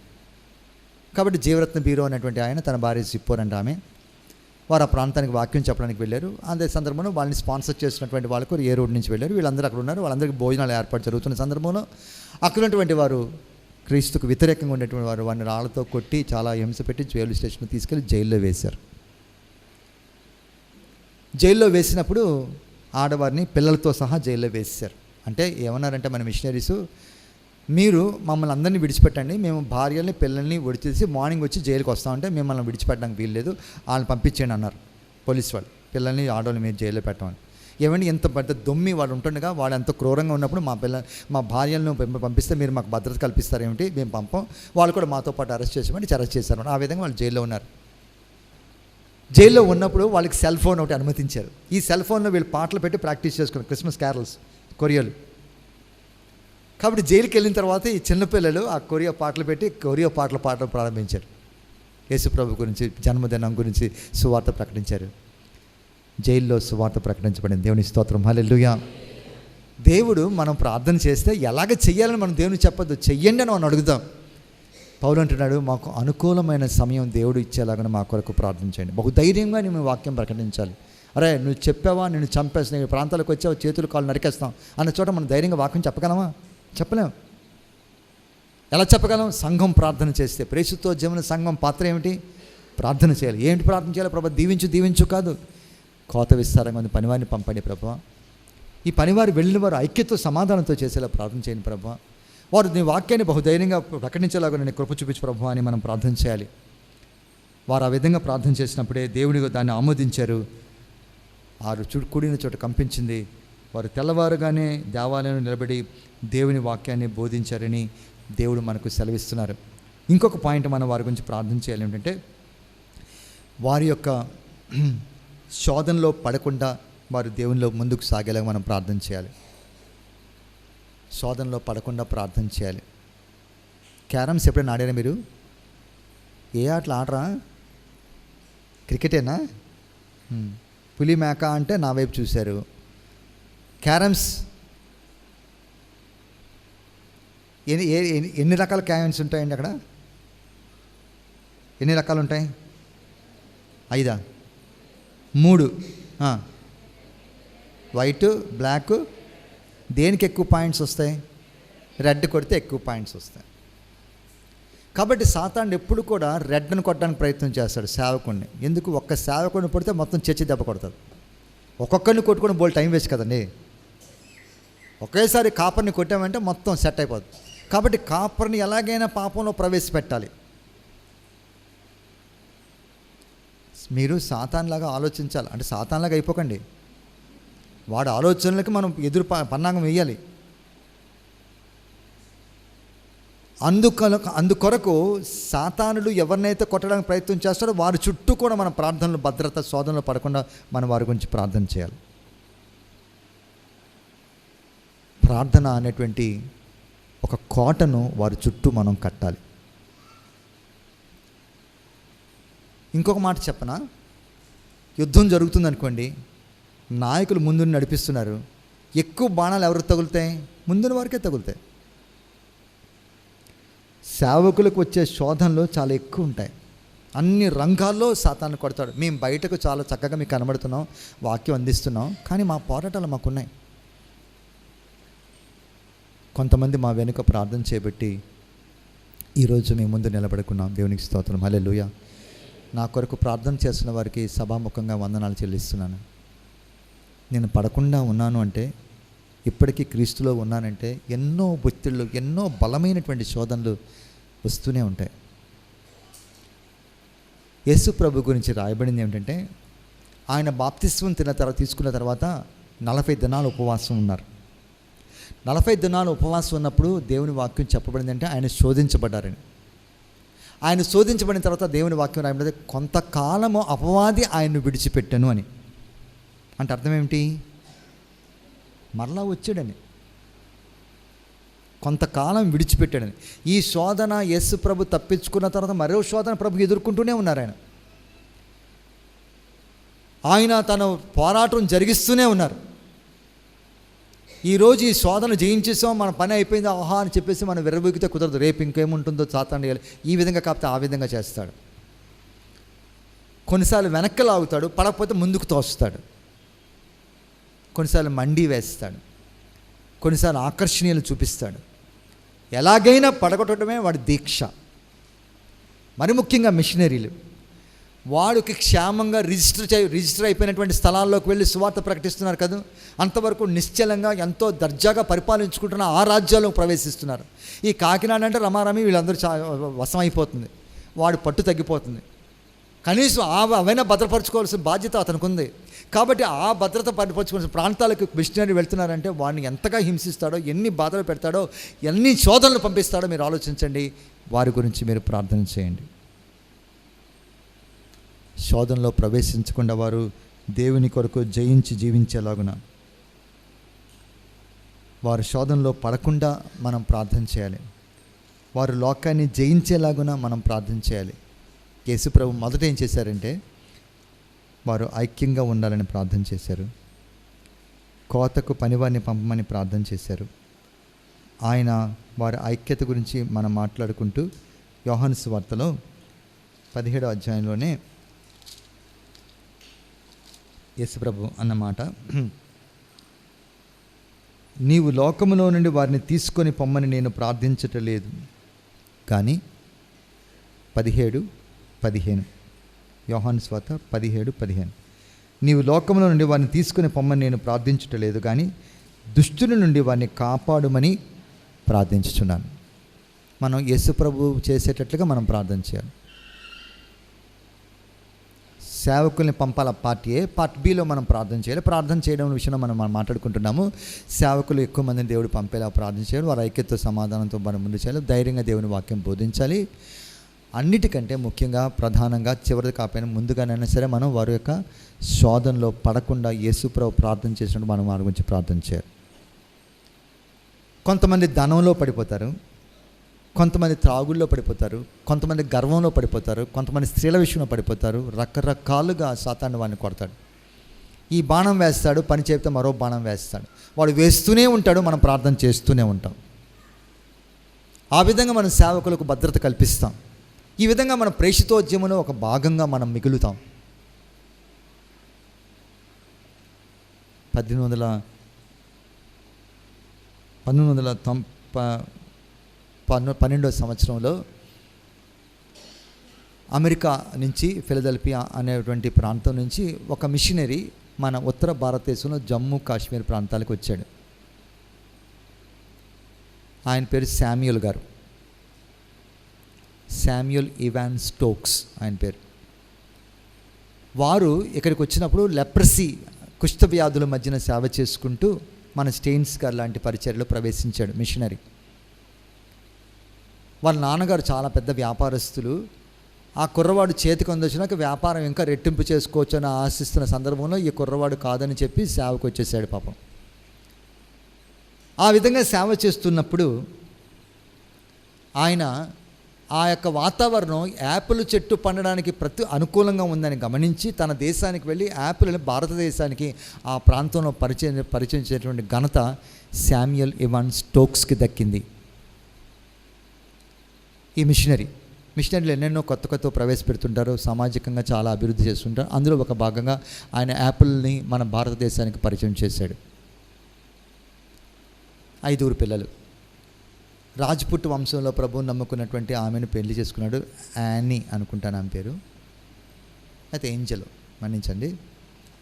పెళ్లి చేసుకున్నాడు, సేవ చేస్తున్నాడు, బాగా జరుగుతుంది. కానీ తన కుమారుడు చనిపోయాడు. తారా అనుకుంటాను ఆ అబ్బాయి పేరు. ఆ అబ్బాయి చచ్చిపోయేసరికి ఏ దేవుని గురించి ప్రకటించడానికి వచ్చాడో ఆ దేవుని విడిచిపెట్టి హైందవ మతాన్ని నమ్ముకొని సత్యానంద స్టోక్స్గా పేరు పెట్టుకున్నాడు. ఒక మిషనరీ అనేక మందిని దేవునిలోకి నడిపించి కుష్ఠవ్యాధుల మధ్యన రోగాల్ని తుడిచి మరి భారతదేశానికి యాపిల్ చెట్టును ప్రకటించి ఈరోజు మనం యాపిల్ తింటున్నామంటే ఒక మిషనరీ ద్వారా యాపిల్ చెట్టు మన ప్రదేశానికి ప్రవహించిన గొప్ప చెట్టును మనకు పరిచయం చేసినటువంటి వ్యక్తి తన బాధను తట్టుకోలేక ఈ దేవుడు నిజమైన దేవుడు కాదని, ఏ దేవుడైతే నిజమైన దేవుడని ప్రకటించుకుంటూ వచ్చాడో ఆ దేవుడిని విడిచిపెట్టి హిందువుగా మారిపోయి సత్యానంద స్టోక్స్గా ప్రవేట్టి ఏఐసిసి ఆల్ ఇండియా కాంగ్రెస్ కమిటీలో కలిసి ఆ రోజు ఏఐసిసిలో ఒక్క విదేశీ వ్యక్తికి కూడా చోటు లేదు, కానీ ఇతను ఒక్కడే. మీరు కావలిస్తే గూగుల్లో చూడండి, సత్యానంద స్టోక్స్ అనే వ్యక్తి హిందూగా మారిపోయాడు. ప్రభువా, యేసుప్రభు ప్రార్థన చేస్తున్నారు, వారి శోధనలు ఈ లోకంలో నుంచి వారిని తీసుకెళ్ళిపోమని అడగట్లేదు, కానీ దుష్టుని నుంచి వారిని తప్పించమని నేను వేడుకుంటున్నానని మనం ప్రార్థన చేద్దాం. నా గురించి ప్రార్థన చేయండి, మీ పాస్టర్ గారి గురించి ప్రార్థన చేయండి, మిషనరీల గురించి ప్రార్థన చేయండి. వారు ధైర్యంగా వాక్యం చెప్పేలా ప్రార్థన చేయండి, వారి శోధనకు గురి కాకుండా ప్రార్థన చేయండి. మీరు ప్రార్థన చేస్తేనే వారు ముందుకు వెళ్ళగలరు. పంపబడనేలా వారు ఎట్లు ప్రకటిస్తారు. అమ్మాయిలు కొంతమంది కొండ మీదకి వెళ్ళి పువ్వులు, ఆకులు, అలమలు అన్నీ కూడా సంపాదించుకొని పుస్తకాల్లో పెట్టి ఒత్తి బాటనీకి హెర్బేరియంగా సమర్పించడానికి ఇష్టపడ్డారు. వారు ఆ విధంగా వెతుక్కుంటూ ఆకులన్నీ, పువ్వులన్నీ కట్ చేసుకుంటున్న సందర్భంలో వారు ఆ కొండ మీదకి ఎక్కారు, తాళ్ళవి పట్టుకున్నారు. ఆ కొండ చివర క్రిందన ఆ సెలయేరు ప్రవహిస్తున్న ఆ రెండు కలిసినటువంటి ఆ సంధిలో ప్రత్యేకమైన అరుదైనటువంటి పుష్పగుచ్చాలు వాళ్ళు చూశారు. ఈ బ్యాచ్ అమ్మాయిలు వస్తే అది కనుక మనం సంపాదించుకుంటే చాలా బాగుంటుంది, ఏ గ్రూప్కి అందదు, మనకు ఫుల్ మార్క్స్ వస్తాయని చాలా సంబరపడిపోతున్నారు. ప్రతి ఒక్కరు వస్తున్నారు, చూస్తున్నారు, వెళ్ళిపోతున్నారు. తాళ్ళు అయితే ఉన్నాయి కానీ కట్టుకొని దిగే అంత పరిస్థితి లేదు. ఆ సందర్భంలో గొర్రెలు కాసుకుంటున్న ఒక కుర్రోడి దగ్గరికి వచ్చి, అరే నీకు తాడు కడతాం, ఒక 50 రూపాయలు చేతిలో పెడతాం, నేను పట్టుకుంటాను, నువ్వు తీసుకెళ్ళి మా పువ్వులు మాకు తీసుకురారా అంటే వాడు వచ్చి చూసి మాట్లాడటం లేదు. అమ్మాయిలు సహనం కోల్పోయి, ఏమిట్రా నువ్వు మాట్లాడలేదు, దిగుతావా లేదా చెప్పరా అని నిలదీశాడు. వాడు కదలకపోతే ఆఫర్ పెంచి 75 రూపాయలు చేశారు, చలనం లేదు. ఇప్పుడు మీకు ఎలాగైతే సహనం పోయిందో వాళ్ళకి కూడా సహనం పోయింది. గట్టిగా పట్టుకున్నారు. దిగుతావా లేదా? నేను దిగనక్క. ఏరా, మీరు కనుక నా తాడు పట్టుకొని జోకులు వేసుకొని నన్ను వదిలేస్తే నేను చచ్చిపోతానక్క. మా నాన్న పట్టుకుంటే దిగుతానక్క అన్నాడట. మా నాన్న పట్టుకుంటే దిగుతాను. ఎవరైతే నమ్మకస్తులు మా గురించి ప్రార్థన చేస్తారో, మా బాధ్యత వహిస్తారో, మా భారాన్ని మోస్తారో, మేము ఎంత దూరంగానే వెళ్ళడానికి ఇష్టపడుతున్నామని సేవకులు అంటున్నారు. కానీ వారిని నమ్మకంగా వారి మీద చేతులుంచి వారి బాధ్యతలు పట్టుకొని వారి భారాన్ని మోసే ప్రార్థనా పరులు లేరు. ఆ కారణం చేత మిషనరీలు పడిపోతున్నారు. వారు అంటున్నారు, మేము ఎంత సాహసమైనా చేస్తాం, ఎలాంటి పుష్పాలైనా కట్ చేస్తాం, యేసు ప్రభు పాదాలను అనుకరించి ఆత్మలను సంపాదిస్తాం, మీరు మమ్మల్ని పట్టుకుంటారా? ప్రకటించేవారు పంపబడిన వారు ఎట్లు ప్రకటిస్తారు. అందరూ లేచి నిలబడిని ప్రార్థన చేసుకుందాం. అందరు తల్ల వంచి కన్ను మూసుకోండి. ప్రేషితోపతంలో మిషనరీ సేవలో సంఘం యొక్క బాధ్యత. అంత్యోకయలోని శిష్యులు క్రైస్తవులు అనబడ్డారు. యెరూషలేములో వారు అక్కడకు బర్నబాను పంపించారు. అలానే అంత్యోకయ సంఘం పౌలును, బర్నబాను ముందుకు పంపించారు. ఆనాడు బాప్టిస్ట్ మిషన్ వారు, లూథరన్ మిషన్ వారు, ఇంకా అనేకమైన మిషనరీ సంస్థల వారు తమ సంఘం నుంచి సేవకును మన దేశానికి పంపారు. ఈరోజు మనం ఎవరిని పంపుదాం? మన పిల్లల్ని పంపుదామా? మన యవనస్తులను పంపుదామా? పంపిన వారు వెళ్ళారని చేతులు దులుపుకుందామా? లేనట్లయితే వారి తాళ్ళు పట్టుకుందామా? వారి కొరకు ప్రార్థన చేద్దామా? వారు దేవుని యొక్క సేవ విస్తృతంగా ఉంది కాబట్టి అనేక మంది సేవకులు వచ్చేలా ప్రార్థన చేద్దాం. వారు ఏక మనస్సుతో దేవుని సేవ చేసేలా ప్రార్థన చేద్దాం. వారు ధైర్యంగా ప్రతి పరిస్థితిని అధిగమించి దేవుడు అనుకూలమిచ్చేటువంటి సమయంలో వారు వాక్యం ప్రకటించేలాగా ప్రార్థన చేద్దాం. వారు శోధనలో పడకుండా సాతాను దాటికి తట్టుకొని ఎదురించి జయించే కృప నాకు, మాకు, మా సేవకులకు దేవుడు అనుగ్రహించేలా ప్రార్థన చేద్దాం. ప్రేమగల మా తండ్రి, పరిశుద్ధుడైన దేవా, నీకు వందనాలు చెల్లిస్తున్నాం.